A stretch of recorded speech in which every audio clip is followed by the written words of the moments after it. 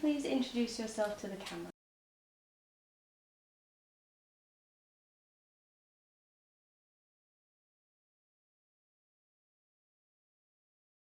My name's Millie Martin and I'm 17 years old and a student at Hillsmith College.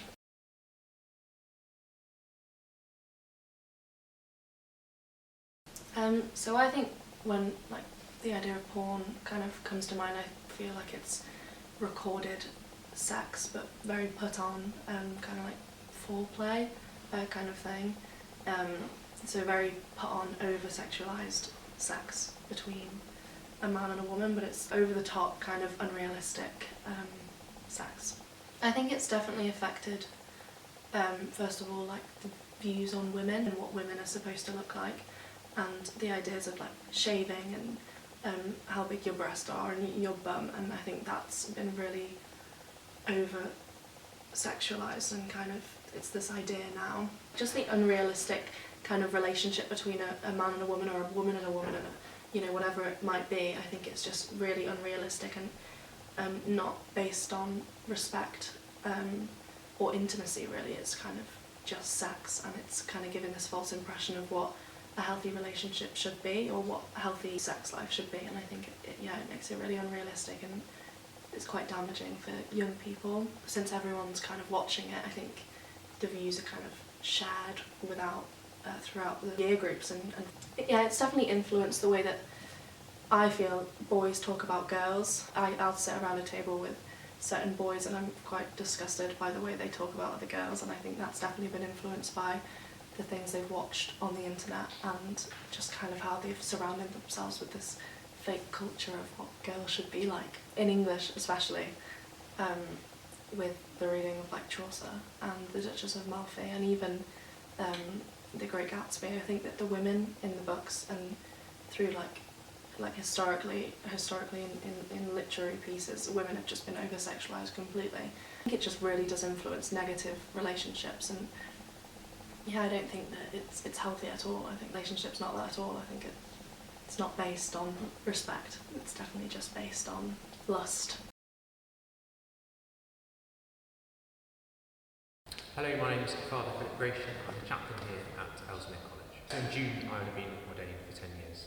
I went to university at 18 to Oxford to study medicine. I kind of dabbled around for that for quite a long time. I found it really difficult, but I enjoyed it until a personal kind of crisis meant that I had to drop it. And I ended up teaching for a year. I wasn't quite happy with medicine. I ended up for a year in the middle of it studying maths, which is why I ended up being a maths teacher at college. Probably there are three key things to define pornography, but it's a bit relativistic, but it's kind of, I think probably know when you see it, but I think probably there's got to be a sexual content designed to arouse you in some way. There's a clean word for aroused. I came up with all sorts of ones that I probably shouldn't say on camera, but aroused. So some sexual content that aims to make you aroused, and that in some way objectifies the players who are acting in it. I think I would make arousal and objectification crucial. And actually you might want to take sex out, because some people are aroused by all sorts of different things, aren't they? On those grounds, sex, arousal and objectification, the Bible's kind of positive about sex on the whole. There's even a whole book of a love affair, possibly premarital, with some, I'm not very good at the Hebrew, but with some heavy innuendo, called the Song of Songs. I've seen sermon series preached on it, which are basically sex manuals for Christians. So the Bible is kind of pro-sex, but it is not pro-objectification. It's a stream through the Bible of the dignity of humankind. Man is not meant for anything else than to be man. Any sense that, as Kant would say, you're using a human as a means to an end is to be disparaged and to be looked upon with suspicion. It starts with kind of, I'm out on the street and I turn my head because I think someone's pretty at the front and I just wonder whether they're pretty on the back as well. That's objectifying that person, isn't it, for a bit of kind of titillation and arousal. The end of that is riding bodies on a screen that are just there for my kind of physiological enjoyment. That person has been objectified. For a start, I think that they are accessing more pornography because kids' talk is more sexualised. The main problem with it is that kids see sex and other human beings on a screen as a way to arouse themselves, and it cuts out all of the kind of tenderness and the vulnerability and the connection that's required really for good sex. So the fact the Bible is pro-sex means that this kind of downgrading of it is concerning and troubling, not only because it's a great gift that God has given us and a way to become close to people in an appropriate and a caring way, but also because it disintegrates the kind of the dignity of the people on the screen and then makes people think that sex is going to be about pleasing themselves. And anyone who's had sex knows that if you have sex to please yourself, you're onto a loser. But there's a part of the same kind of problem of us distancing ourselves from reality in a way by snapping parts of ourselves and sharing it in a way that puts that out into the ether, and it's no longer part of me, but it is part of me. And there's a troubling disconnect there, isn't there, between my digital self and my real self. So I think that the pervasiveness of pornography is probably affecting the way that kids are feeling comfortable about doing that. Sexting is a thing, and I think probably pornography is partly to blame for that, because that's providing the background to a kind of an objectified view of themselves and their bodies. Say my parents weren't willing to talk to me about what sex was and what it did and all that kind of thing, I could get an education about it from watching pornography. It would be a pretty shoddy education because it's not portraying it in a true and a meaningful way, but I would at least get some information. But means don't justify ends. We all need a bit of a sexual outlet. Masturbation is important sometimes because otherwise it's an outlet that's required, but that doesn't mean that it should be done in a way that objectifies other people. I once had a pastor who said we should have a banner across the church that said, hypocrites welcome, there are plenty of us here. It's not the point, we're trying to get better. Doesn't mean we're perfect. So of course it will have influenced the church and some of its pronouncements because we're all sinful.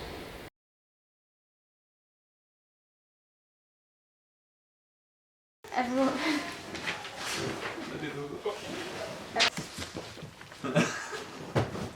We are the I'll one. put that in. The thing is, don't feel like laughing is a bad thing. So just go off each other. I'm boy number one. I'm girl number one. Can you not?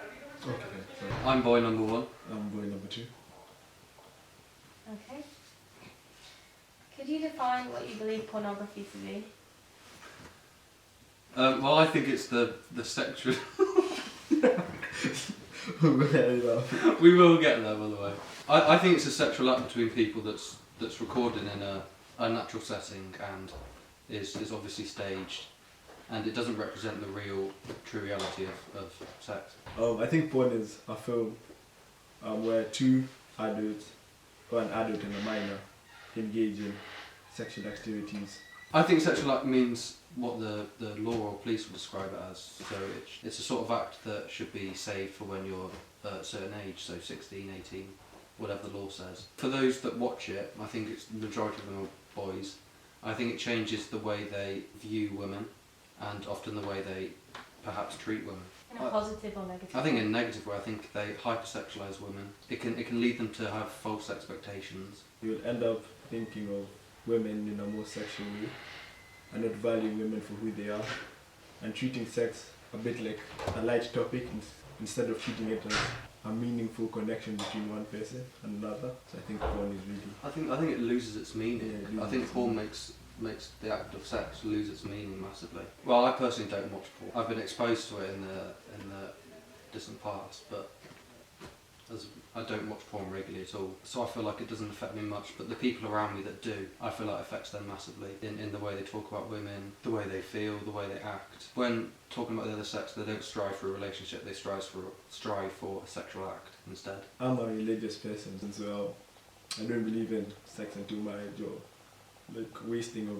my sperm in any sort of form. When I was exposed to porn when I was younger, due to the values and morals which I follow, I just used to watch it and not have a work.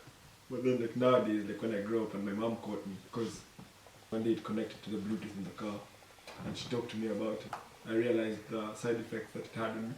And as I've grown up and become older, changed and reformed myself, I've seen very big improvements in me and how I view women. And what got you exposed to porn in the first place? What led you down that path? And how old are you now? I was like 13. I found the first time I was exposed to porn, I was really almost scarred. Yeah. It was the way it was presented. It was unlike anything I thought it would be, and it truly scarred me. It left an imprint on me. I don't think I can ever go back to watching porn again. Firstly, I'm religious and take my religion very seriously, but I think it leads down a path of addiction as well. addiction The as well. people I've seen, they can't stop watching Yeah. porn, get urges, they can't control their urge anymore. I think it makes them too complacent with. The view of sexual acts are meant to be prolonged until marriage, and the only use for like sexual activities is if you're going to procreate, because that's what they believe in Christianity. That if you're to go forth and engage in any sexual acts, it should be to procreate.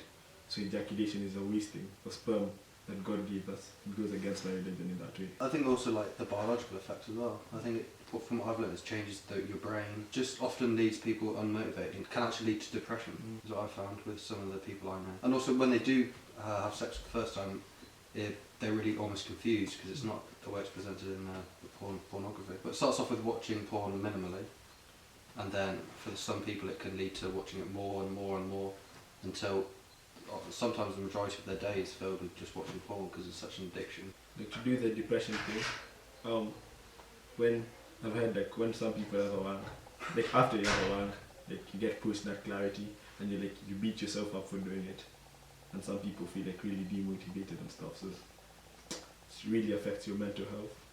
In terms of watching porn, it stimulates so much reward in terms of dopamine without actually having accomplished anything.